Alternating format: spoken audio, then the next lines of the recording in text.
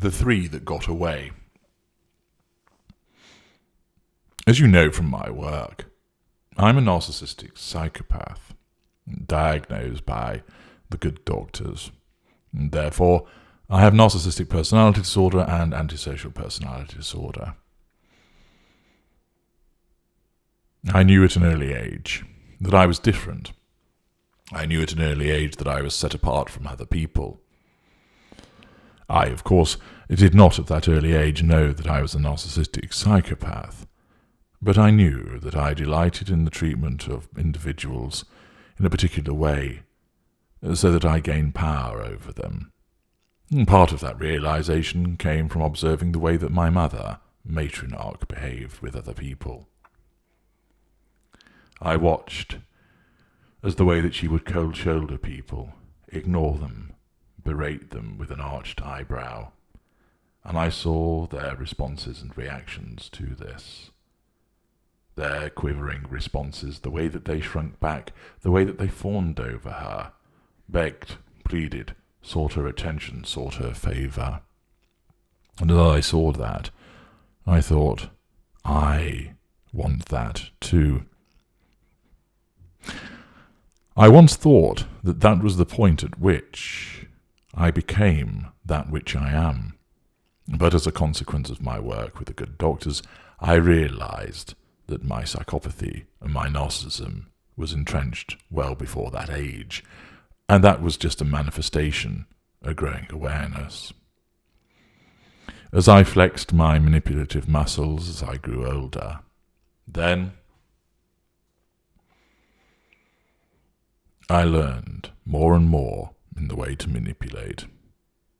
I understood how it made me feel. I recognized that I always had to have control. I understood that I needed fuel. I saw people as possessions. I wanted to collect them, draw them into me, puppet them.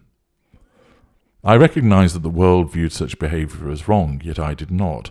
I viewed it as entirely acceptable. These individuals, weaker than I, deserved to be treated in the way that they did. If they didn't, they would do something about it.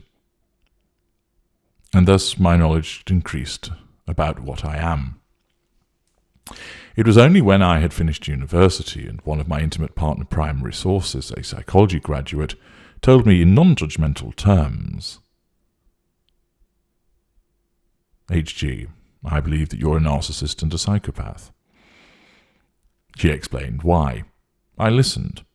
I have a thirst for knowledge, especially about me. And some of the things that she said made sense, resonated with me. I recognized them. Of course, in that moment, I could not agree with her because to do so would give her control. And I explained that was all very interesting, but I didn't see that it was valid or applicable. She tried to debate with me, again, doing so in a fair and even-handed manner. She didn't lose her temper. She didn't seek to preach to me, but instead just sought to explain. That was her nature. The truth seeker and the truth giver that she was, as the particular empath that she was. But then I knew that I had a label for what I was, narcissist and psychopath. I was pleased that I had a label for what I was, and I went and read more. And some of the things that I read resonated with me and others they did not.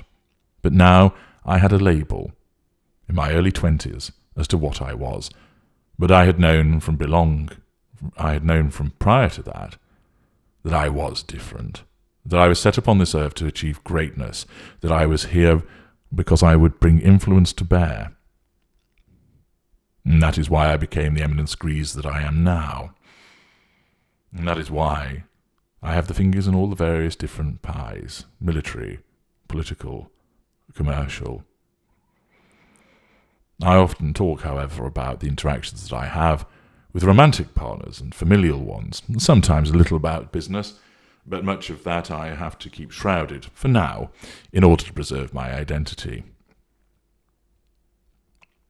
In actual fact, the most extensive and what you would determine as evil and wicked of my manipulations occurs within those spheres, the business, the political, the commercial, and as yet I can't tell you the full totality of them. That doesn't stop me from explaining all about the narcissistic dynamic in a way that enables you to understand and to benefit you. I take those instances and dilute the knowledge and information to pass on to you.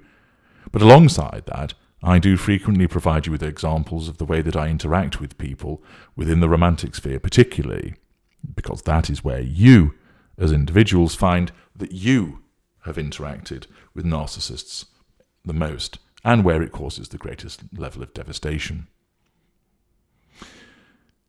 I'm a nomad. I ensnare somebody if I make them the intimate partner primary source.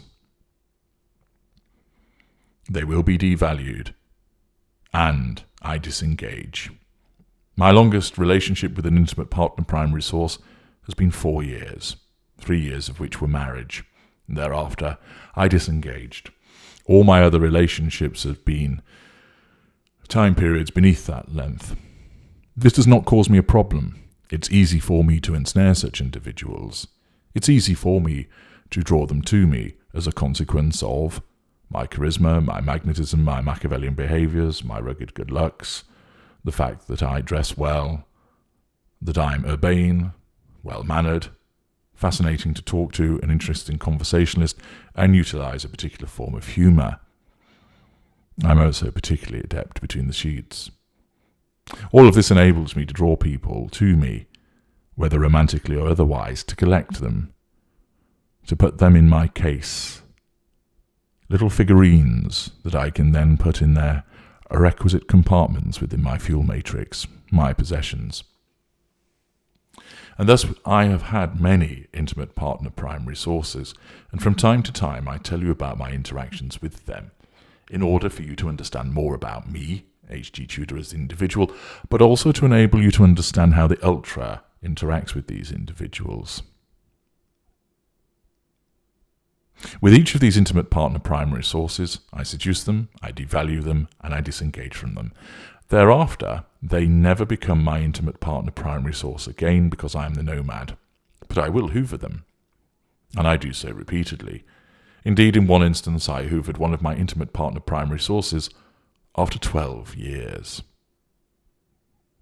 There is always a risk, as I tell you, of there being a hoover. People invariably want to know much about my dynamic with the partners that I have had, the girlfriends, the cohabs, my wife, or rather ex-wife. And I provide you with that information, and people often wonder, have any of your intimate partner primary sources escaped you, HG? Or is it that you were always the one to disengaged? Well, 3 have actually escaped me. All of my former intimate partner primary sources reside within something that I call the asylum of the grotesque, a place where I put them, and I revisit to hoover them, to draw fuel from them, to assert control over them. I do so for the purposes of ensuring that I am able to obtain my fuel from them, to gain residual benefits from them, and to ensure that I am in a position to gain what I need, the provision of the prime aims. But I never take them back to be the intimate partner primary source. They retain the status of former intimate partner primary source because I am a nomad. But 3 of them did escape me.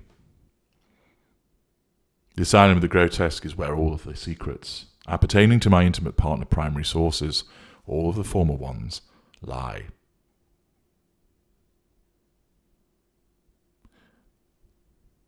Within it, you can learn more about 3 of the appliances, the former intimate partner primary sources, that reside there. I call them the 3 that got away, and by using the link in the video description, you can learn more about the dynamic between HG Tudor, the Ultra, and 3 former intimate partner primary sources, the 3 who got away. You will find it extremely interesting. Here are some of the reactions from some of my long-standing readers who have read the material. Sweet as Perfection wrote, "Wow, wow, wow, and wow." I'm giving you 3 wows for the shocking information we just got about your relationships, and an extra one for another piece of information I personally found extremely interesting.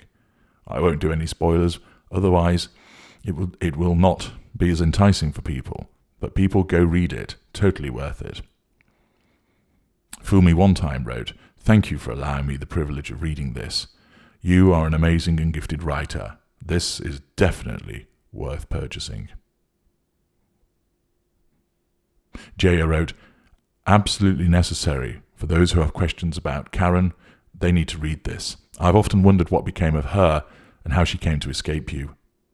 I imagined various scenarios, but could never have guessed this actual case." Gypsy Hart wrote, "It was like watching the ending to a movie or series and being completely unsettled by the end and not being able to sleep." Jess MNY wrote, "Wow, I just read The Three That Got Away. Holy shit, I wasn't expecting that. Very good read. I have so many questions." MB, "Let's just say it will be satisfying to any truth seekers that haven't ordered it yet." If you want to learn more about me and the dynamic between the ultra and former intimate partner primary sources, to understand more about the dynamic of narcissism generally, do access this material. You will both be entertained, amazed, and of course, as always, informed. Thank you for listening.